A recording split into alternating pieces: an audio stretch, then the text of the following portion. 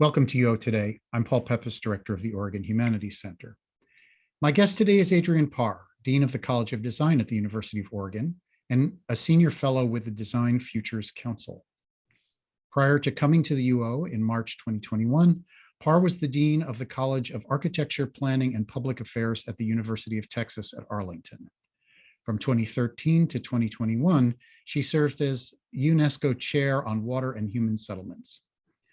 Parr is a transdisciplinary scholar working at the intersection of architecture criticism, aesthetics, political theory, and environmental studies. She's the author of numerous books, including The Wrath of Capital, Neoliberalism and Climate Change Politics, Birth of a New Earth, The Radical Politics of Environmentalism, and the forthcoming Earthlings, Imaginative Encounters with the Natural World. She's published op-eds in the LA Review of Books, Al Jazeera, the World Financial Review, and the European Magazine. She is also a public speaker, community organizer, and filmmaker. Thanks, Adrian, for coming on the show. It's great to have you. Thanks for having me, Paul. Tell us first a little bit about your background. I think our viewers will already detect that you are not from the United States originally. Tell us a little bit about where you're from and how you got to where you are. That accent still lingers on, doesn't it? I've been in the US for 18 years now, I think, and it's stuck fast. So yeah, I grew up in Australia. I grew up in Sydney, and my family lived in the heart of Sydney. And on the weekends, I would spend my weekends exploring the wilderness of the Blue Mountains. I'm an only child. My father's a contemporary artist, Mike Parr, and he is involved in sort of performance art and installation works and sculpture. So he's sort of mixed media artist. My mother works very closely alongside him, and it was sort of like a family production of sorts, really, growing up as a kid, because he has one arm. And so often we were brought into the studio to help facilitate some of the sculptural projects that he needed an extra hand on. And my aunt is Julie Rapp. She's also a contemporary artist, Rapp being Parr, spelled backwards. And she works a lot in sort of photography and installation work, dealing with issues around sort of, I suppose, femininity of the body, the appearance of the female body through the history of art, as just some examples. I went to school in Vienna for nearly a year, I think it was, when I was 10. My family went back and forth between Europe and Australia a lot as I was growing up. Dad was showing in various exhibitions there. So I got to be exposed to some really interesting people as a child, sitting at the dinner table with, you know, performance artists like Marina Abramovic and Ule. I remember them very well when they were still doing their performances together. So I was very much immersed in sort of contemporary cultural production. My father's work is very sort of political. So I think really that's what sparked my interest in activism as a whole. It certainly comes from those influences. So your interests are eclectic. So I'm curious, what led to this conjunction of interest between philosophy, aesthetic theory, and environmentalism? Well, I think the philosophy part of things is the sort of intellectual part of my being. And then the interest in aesthetics, and also now making movies. And I've recently curated an exhibition at the European Cultural Centre's Venice Architecture Biennale. That's the sort of creative practice side of things. And then the third piece with environmentalism, that's the activist side of me. So those three fields, working in and out of them together, really massages all those parts of what motivates me to get up in the morning. So let's start talking about your various books. First, let's begin with the 2013 monograph, The Wrath of Capital, Neoliberalism and Climate Change Politics. Can you just give us a quick thumbnail sketch of the project of that book? So that book, if I remember correctly, it came out in 2013, if that's sort of, it seems like a long time ago now. Gosh, how time flies. But it's actually the middle book of a trilogy. So the first book was Hijacking Sustainability of that trilogy with MIT Press. And that was maybe 2008, I was writing that. I think it came out in 2009. And so Hijacking Sustainability was really a book of, about the culture of sustainability culture, so to speak, and the co-optation of sustainability culture, and looking at issues around greenwashing, for example. And some of the questions that emerged out of that book were what led to the writing of The Wrath of Capital, which was very much a book that was of socioeconomic theory, that then led into the final book, which was Birth of a New Earth. And that was more a book of sort of political theory, I would say. So to your question on The Wrath of Capital, I took as my sort of point of departure this very simple idea of Marx, that capital is not a thing, it's a process. And as a process, it works through capital accumulation. And capital accumulation also in turn works by appropriating the limits that are presented to capital. So for example, the climate crisis or environmental degradation could both be examples of very real concrete limits that are being presented to that process of capital accumulation. And so in thinking about that sort of idea, I inevitably moved into the terrain of, environmentalism being a kind of discourse, right?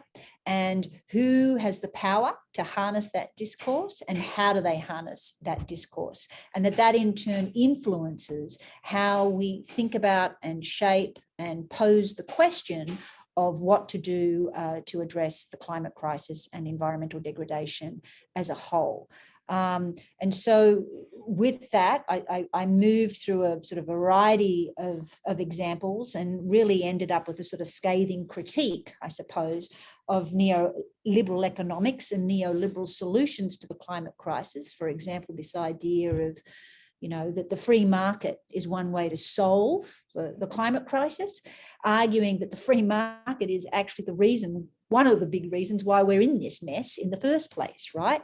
That the social has been sort of sacrificed along the way, things like social safety nets and so on and so forth, and that this is a collective problem and it needs more collectivist impulses and principles if we're really going to grapple with this gargantuan problem that we're presented with, and which is being discussed, I think, as we speak in Glasgow at the moment, right? So would you tell us a little bit about the third book in the trilogy, Birth of a New Earth, The Radical Politics of Environmentalism? So I think I mentioned before that Birth of a New Earth was the third in that trilogy, and it was a book of political theory.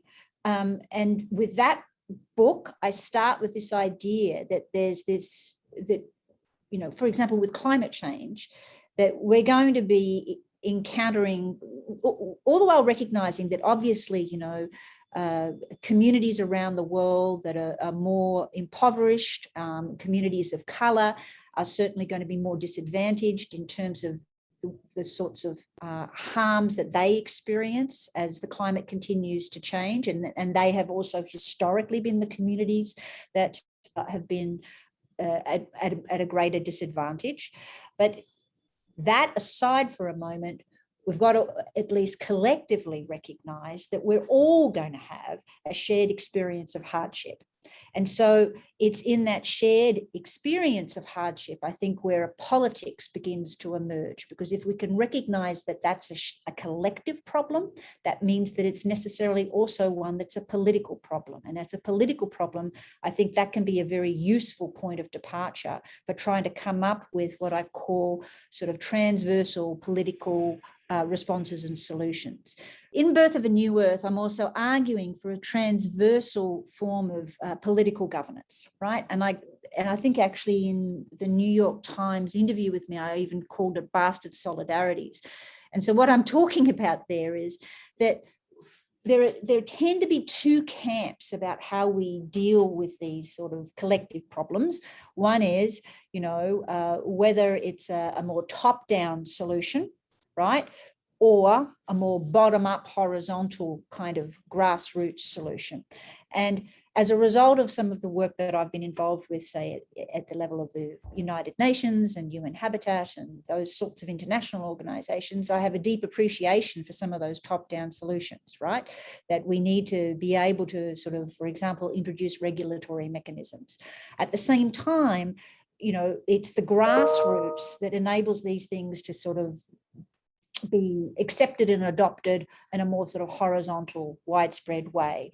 But we don't want those two things necessarily to be in opposition to one another. So maybe we need to be thinking in a more transversalist way where they hold each other more and more accountable moving forward. So it's neither the vertical or the horizontal plane, it's the transversal plane that I'm emphasizing in that book.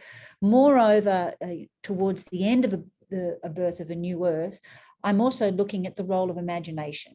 The role of imagination in its utopian potential. And so the way I use utopianism in this book is more in alignment with Frederick Jamson's work on utopia as form and not content. So the idea that the utopia as a form is something that functions as a sort of device of critical realism, in a sense, on the present. So futurity, what we might become in the future, is less about coming up with sort of a universalist vision of what perfection constitutes, but it functions as a point of critique for the present. And then I also then go on to form a distinction between, what I call apocalyptic imagination and an emancipatory imagination. So, this is sort of influenced by thinking in psychoanalysis, that imagination in and of itself is not inherently emancipatory. We can imagine all kinds of horrible scenarios, right?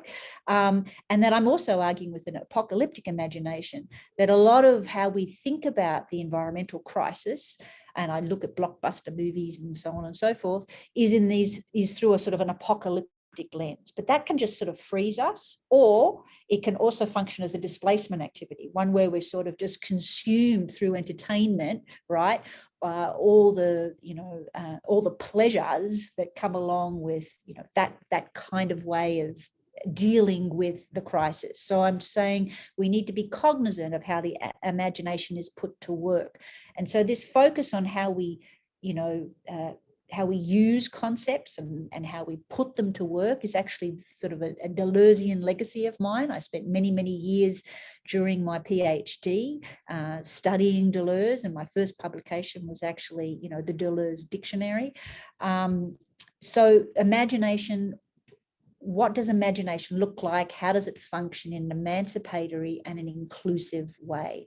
And from here, I start to look at various examples of, for example, the community gardening initiatives in Detroit and Venezuela as some examples of that. Yeah. So what you just described, is that what's happening in your forthcoming book, Earthlings, Imaginative Encounters with the Natural World? Yes, it is. And I'm super excited about this book because it's like nothing I've ever written before. And it really is the result of, I came out of that trilogy and I thought, gosh, I don't feel like writing anything. I just didn't want to write anymore. And I went into a much more productive phase, making movies and doing the documentaries.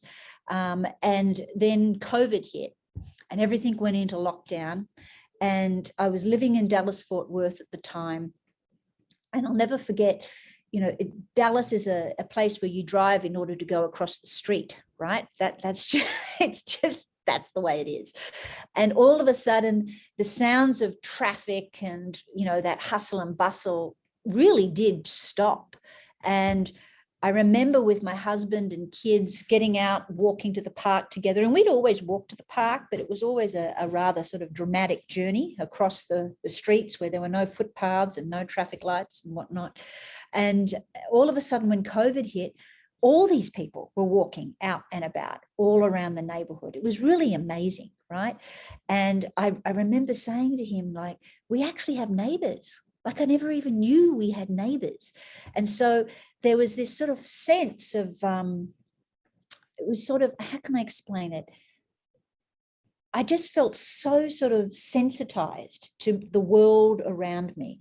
And all of a sudden I thought, I want to write a book that's about this, the transformative sort of potential of these affective encounters, the ability to be affected by people being out and about, the sounds of the city changing, the birds coming out, the other kinds of sounds that were able to be audible again that weren't audible before. So what has now become audible and visible, and what was previously inaudible and invisible, right? And all of this was happening at a time with, you know, a virus that was spreading, and it's invisible in many ways, but, you know, the visible residues of what was happening to bodies and, you know, the people that were dying from that produced this sort of highly sensitized moment. And so I sat down and I wrote Earthlings probably about a month. I had no trouble at all. It just came to me. And I say it was different like any other book because I think all the other books, there's always been this struggle going on while I'm writing it. It's the theory, it's the science, and it's, you know, it's so heady, right? And I wrote, my editor had contacted me from Columbia asking me if I'd be interested in writing something else. And I said, I don't really want to write theory. And if I'm going to write anything, you're going to have to agree to let me write this. And she loved the idea because I said, you know, I want this to be a sort of mix of storytelling and poetry, as well as theory and, you know, the science side of the equation. And I want to blend all these sort of voices to produce a kind of affective sort of philosophy, a philosophy of affect that's not about writing about affect, that is in and of itself taking that on as part of the sort of method of writing.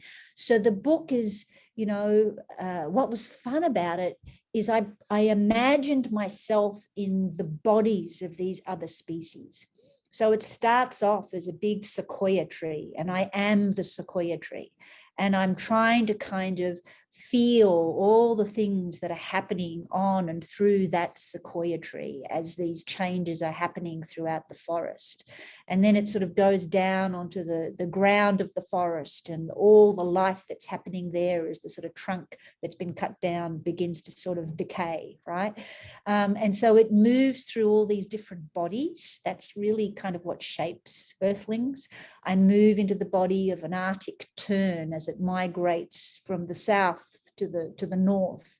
It's an animal that has one of the longest migratory paths in the world.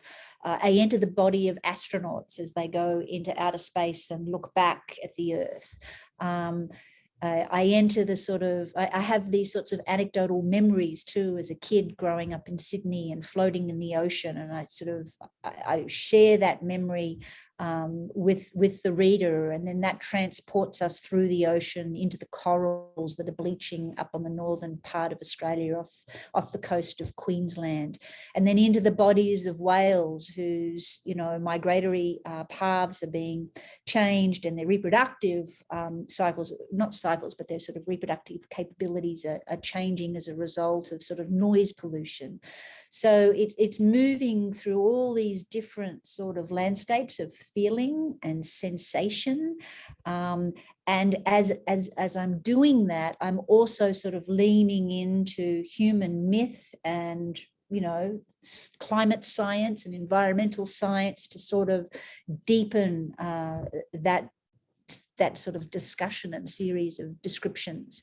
And the poetry side of things is also a residue of having been the person at the University of Cincinnati, and in the city of Cincinnati, I brought Louder Than a Bomb from Chicago to Cincinnati. And so I'd been really actively involved for 3 years in establishing that Louder Than a Bomb chapter in Cincinnati. And so I'd been also very heavily involved in the workshops around the spoken word and the competition for that. So that reappears in the book again. Yeah.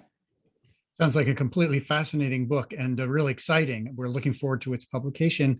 I'm going to shift gears a little now and talk to you about your job as the Dean of the College of Design at the University of Oregon. So what attracted you to the University of Oregon and our College of Design? So I wasn't looking for another position. I was pretty happy in Dallas, and you know, I loved the institution, University of Texas at Arlington, where I was working. Had started making friends in the environmental community there, which I was pleasantly surprised to find that there was quite a community of environmentalists in Texas, which broke with the stereotype of Texas. But then when the search firm reached out to me about this opportunity, well, my husband's an alum of the University of Oregon. We've been here in and out of this area a lot. We have family all throughout this area. And myself personally and professionally, a lot of the faculty whose work I've lent on throughout my journey as a faculty member have come from the University of Oregon. And the university as a whole has this incredible legacy of environmentalism. And I was just super excited about, you know, the possibility and the honor of really being able to join this particular academic community, and to be in a leadership role where I would get to advocate for many of those faculty who have inspired me throughout the years.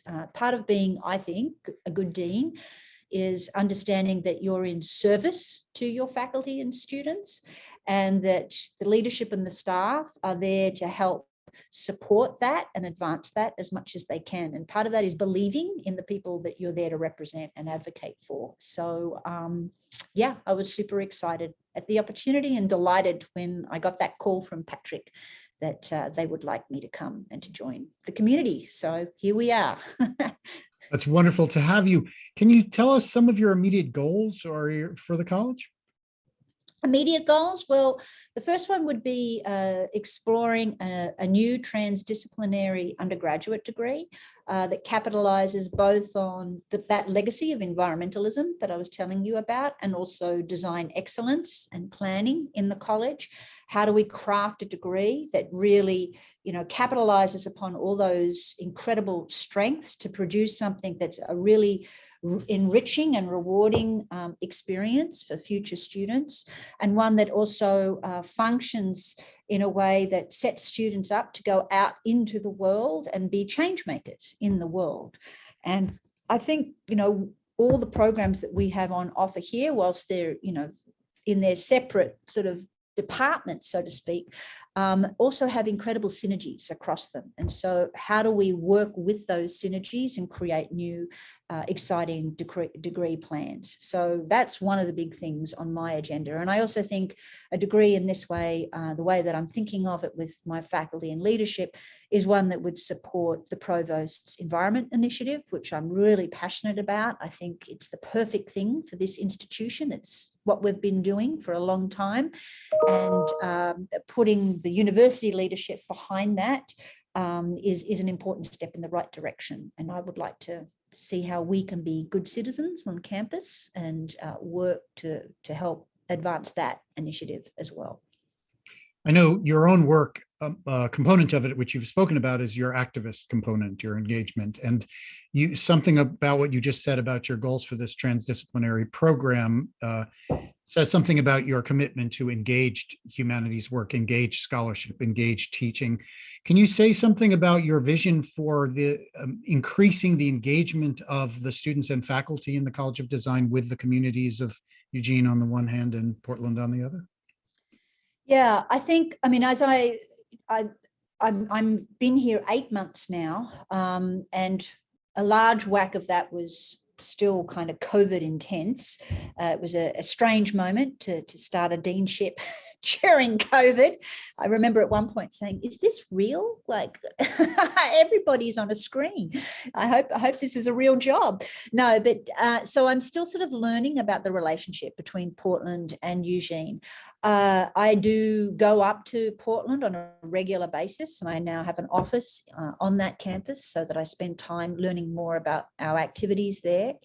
But I think I'd be interested in sort of figuring out ways in which we can have more collaborations between the two campuses.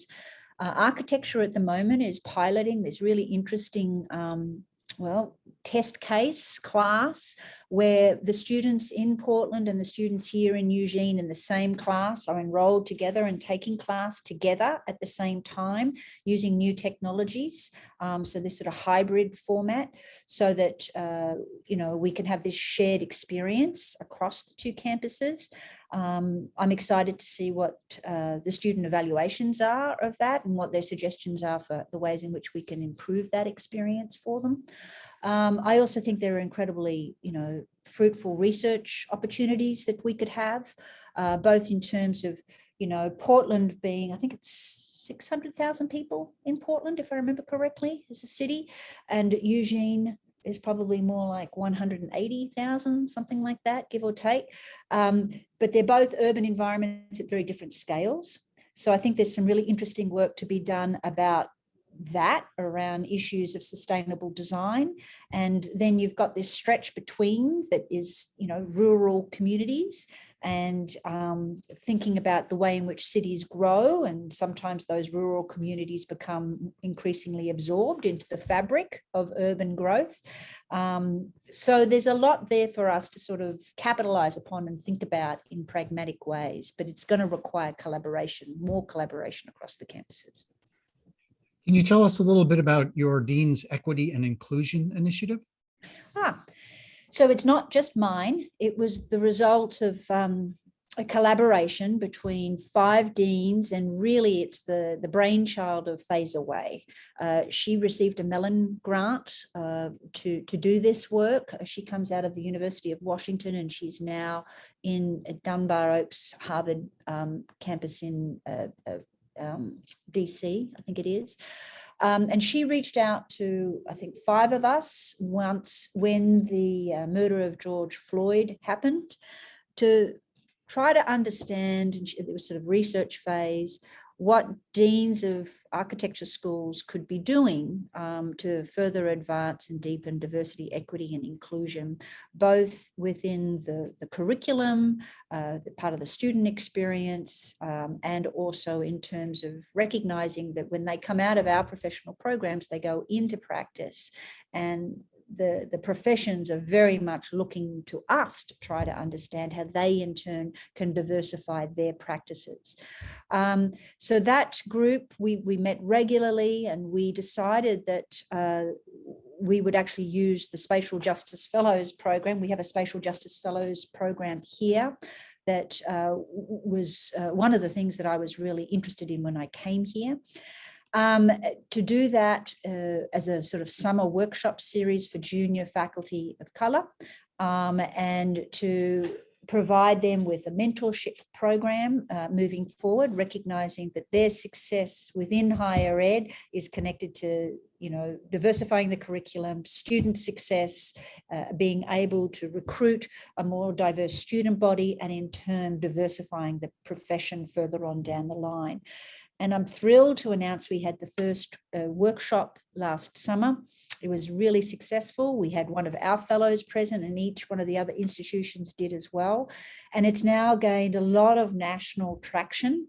There are 21 deans from architecture schools and design colleges around the country that are now participating in this. So Harvard, Tulane, University of New Mexico, several of the historically Black colleges as well, all participating, and we're looking to continue growing the group. They've recently appointed me as the executive chair of the leadership chair for that group, and our next steps are to figure out if we need to apply for funding to get a better understanding just on baseline data of where we currently are at in architecture schools in terms of diversity. A fascinating project, and seems extremely timely. Adrian, we're just about at the end of our time. This is going to be my last question. Is it possible for you to give me a fairly concise sense of the intimate realities of Water Project? Okay, concise. You're asking the philosopher to be concise. No, I can be concise. So we've currently completed 3 phases of it. The first phase was really the launch project, and that was the result of 4 years of work that I did in my capacity as a UNESCO chair, looking at how water shapes the everyday lives of women living in 2 of the slums in Nairobi, Dagoretti and Kibera.